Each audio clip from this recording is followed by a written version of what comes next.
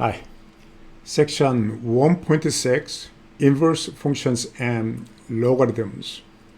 This section will be saved into three parts: inverse functions, logarithmic functions, and inverse trigonometric functions.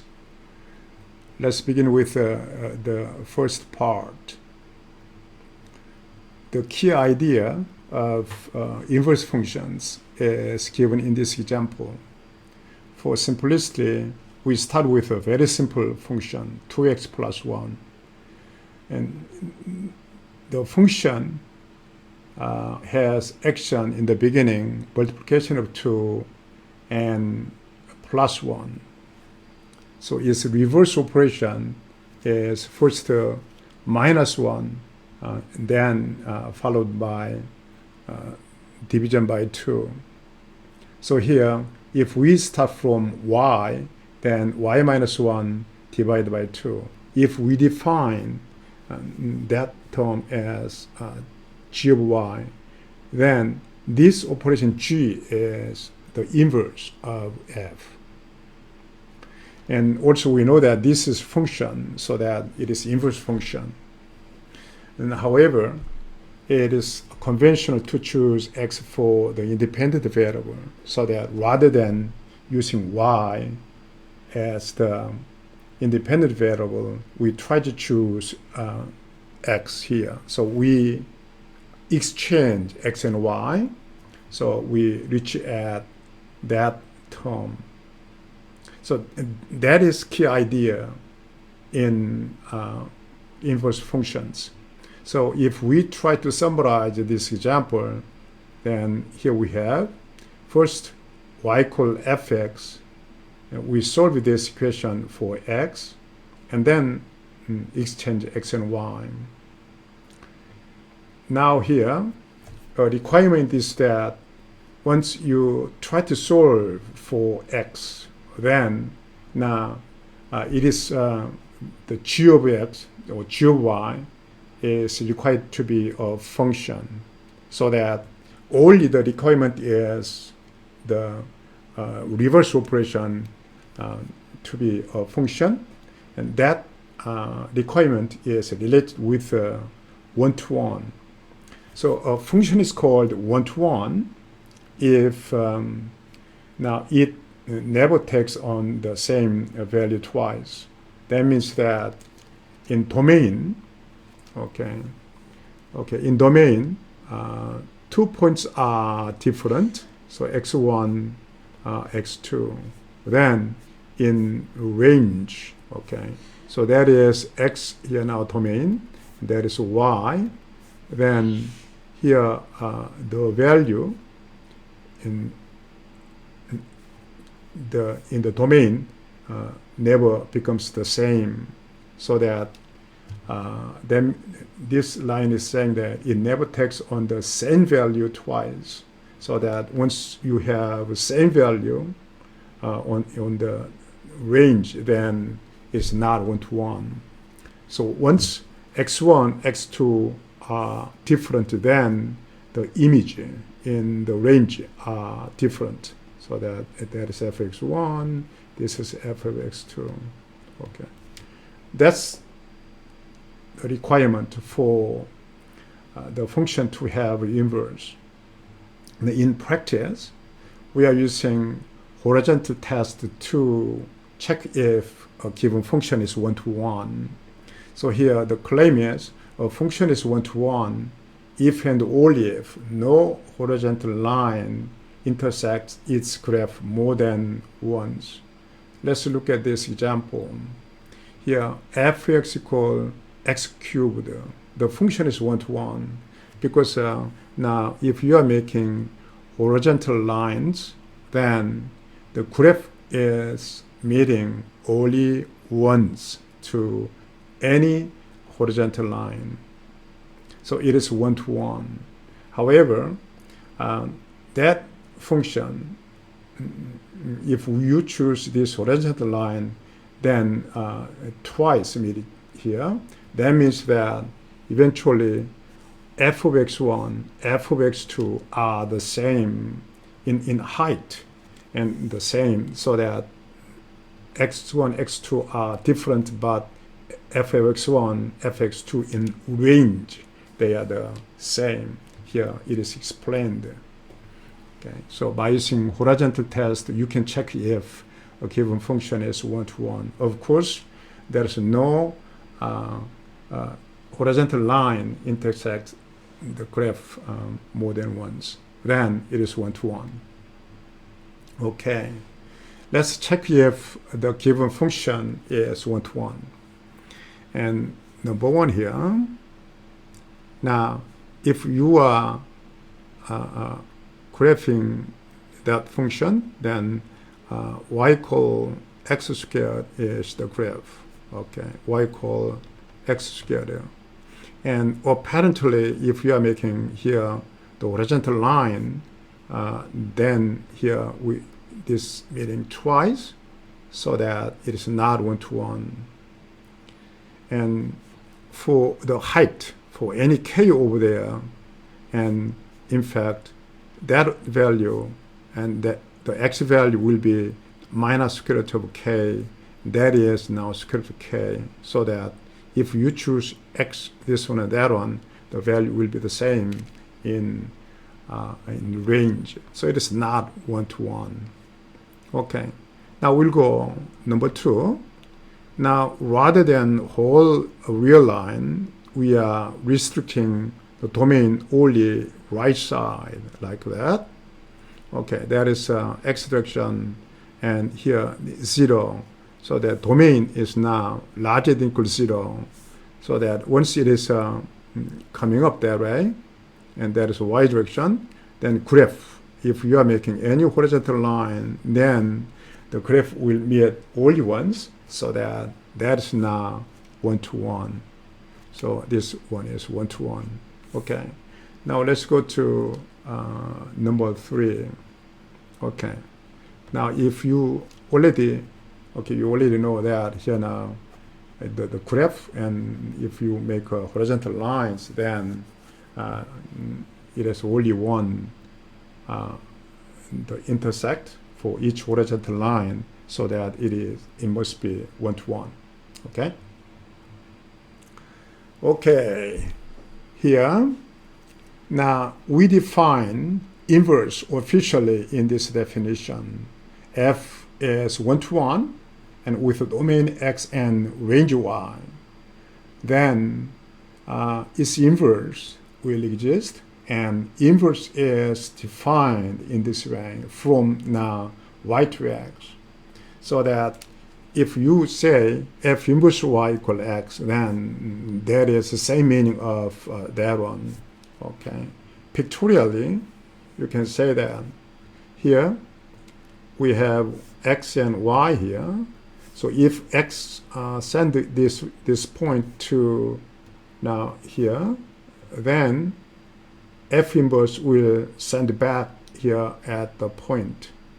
So that is f inverse. That is f. So f inverse y equal x has the same meaning as fx equal y.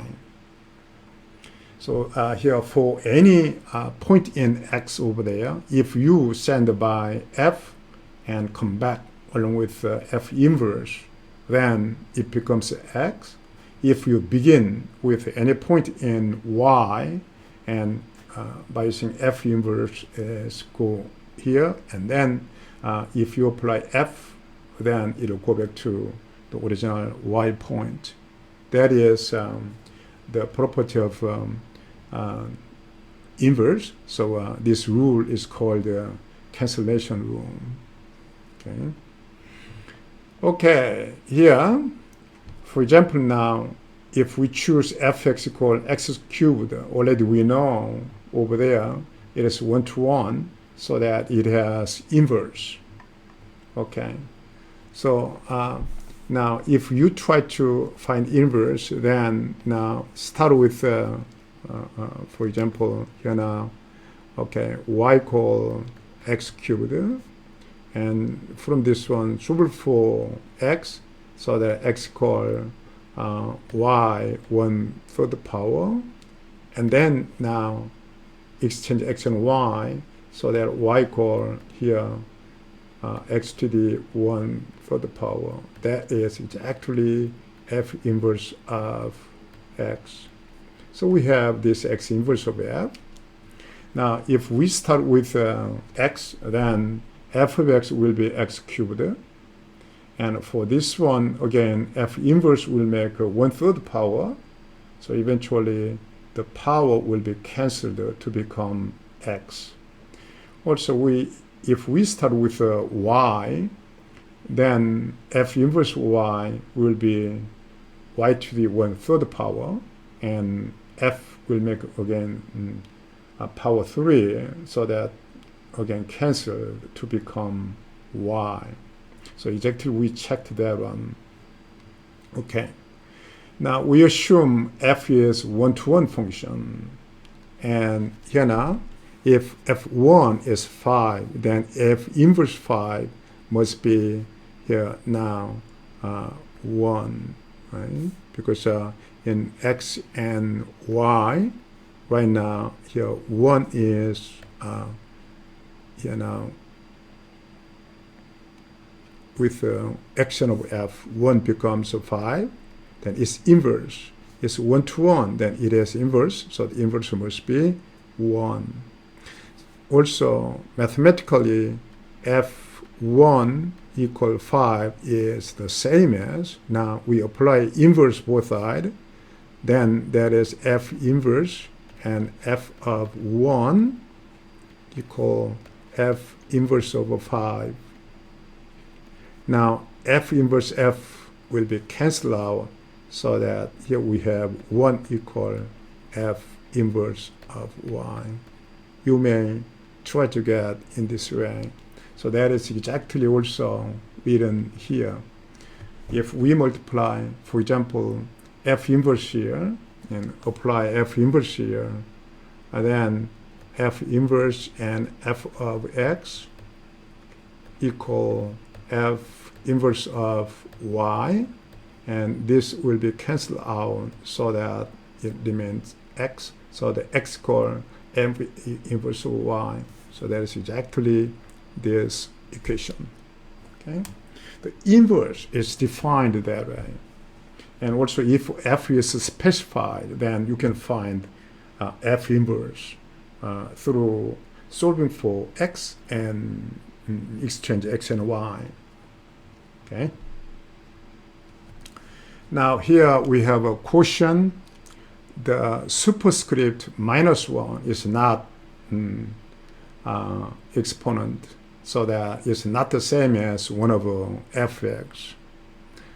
Now here we have a summary or a strategy, and how to find the inverse of function of one-to-one function. First, you write down y equal fx, and then solve for x, so that it'll become x equal a function of y. And we interchange x and y, then the portion will be f inverse.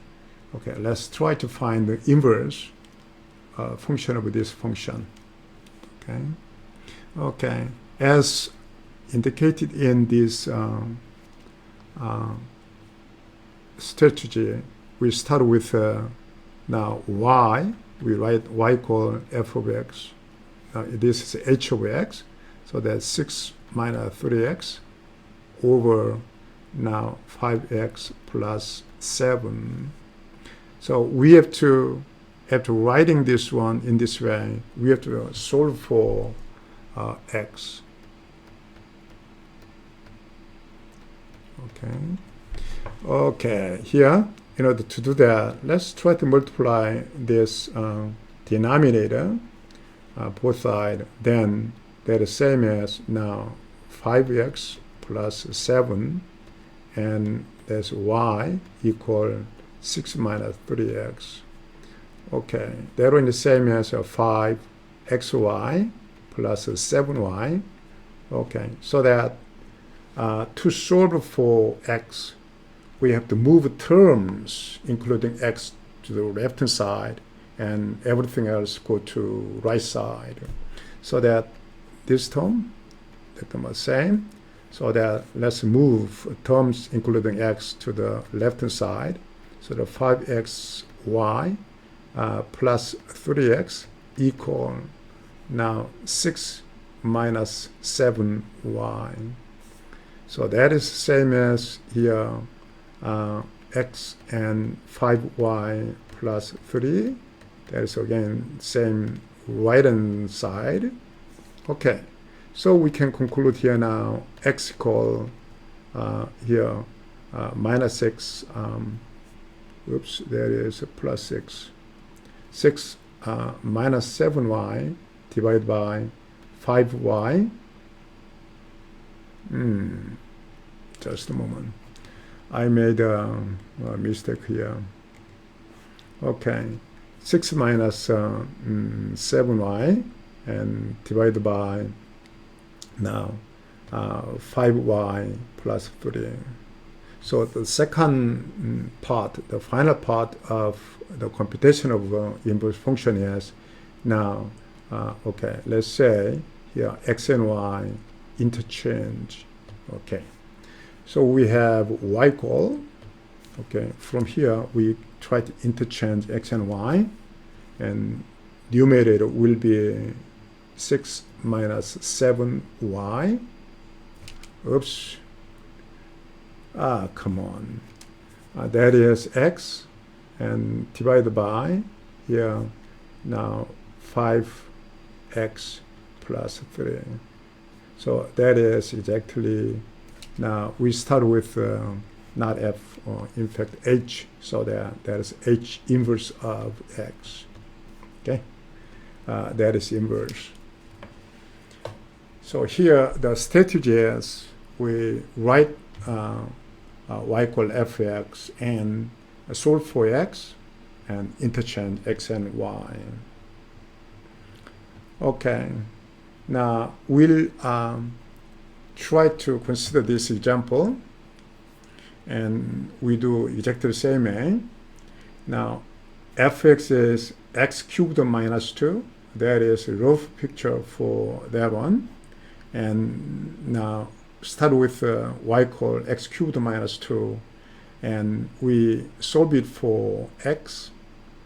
So the first step is we move this to the other side, which becomes x cubed is y plus 2, and along with 1/3 power we reach at that we're done solving for x. And now we exchange x and y. So here y equal third root of x plus 2. So this portion will be f inverse of x. So in graph, that will be here inverse. Okay. Here in this computation, solving for x is in fact finding reverse operation, so that already we get here inverse. But exchanging x and y is because of our tradition of using x for independent variable, so that we change x, y. This action, interchanging x and y, will make the graph of the inverse will be, reflected through y equal x, so that now the inverse, the graph of this inverse function will be that one. You can easily see that now here. If x equals 0, then it has this value. So here the observation is now the graph of f inverse is obtained by reflecting the graph of f about the line y equal x. And you can see by using some example quite easily that is really reflection with respect to x equal y. For example, now if you are selecting here now, there is a point. Okay, let's try to choose a point here now. There is, for example, now for x is for y equal 1. If you try to select now x is 1, y equal 4, then it'll go over there. So at that point will be now here. This point will be x is 1, y equal 4. Change x and y, then exactly that point is here now reflection about the line y equal x. You can easily check that. Okay, now we'll try to solve this final problem for the first part. Okay, now we are trying to get the inverse and domain and range and try to make a graph for this function. In fact, is inverse. Okay, let's start with part A. Now find the inverse of f. Okay, we start with y equal now f of x squared minus 2x plus 1. Of course, over there, x is larger than or equal to 0. This restriction will make the function 1-to-1, and it has inverse. Okay, now we'll try to solve for x. Okay, then that one is now, okay, this one is x minus 1 squared. So pictorially, the function f is given in this way. Okay, that is now y-axis, that is x-axis, and at 1, it is now 0, and coming up, we are considering only that portion right side, from here to right side as the domain, so that is increasing function. So it is 1-to-1 and it has inverse. Okay, from this one, now you can get here, if you are taking square root, then that is square root of y equal x minus 1. So that here there is x equal square root of y plus 1. I'm sorry. The second part of getting inverse is exchanging x and y. So that there is now y equal, okay, let's try to write down 1 first, and plus square root of x. Okay, so that is exactly now f inverse of x. Okay, now for part B, let's try to get domain and range. Apparently, right now, this radical cannot get negative value, so that here x must be non-negative. So that is exactly now domain. And also, it is non-negative, so that the range for f inverse is, okay, larger than or equal to 1. So that y is larger than or equal to 1 is range. Okay, so we got that. But now, okay, so practically we got that one. But original, here, confrontation, originally, f is, here, the domain is basically x is larger than 1. And here, range is, we found over there, range is basically from 0 to infinity. So that f inverse must be here now, the domain must be this one. Oops, that one must be open here now. And domain must be the range of the function f, and then the range of f inverse must be the domain of the function f. So exactly we have that. Even though we are using right now, after exchanging x and y, different here x and y.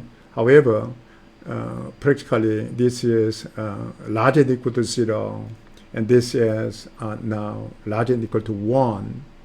So here inverse function will take the domain of range, the opposite way, as the function f. Okay, that is the conclusion. Now let's try to get the graph of f inverse. Okay, so if you try to make a picture for this 1 plus square root of x, so originally the square root of x has this shape. Now it is moved by 1 up so that it'll be like that, right? So here, if you are making now y equal x, then it is a reflection from the graph of f, right? Okay, that's the end of part 1. Now we'll go to in next logarithmic functions. Okay.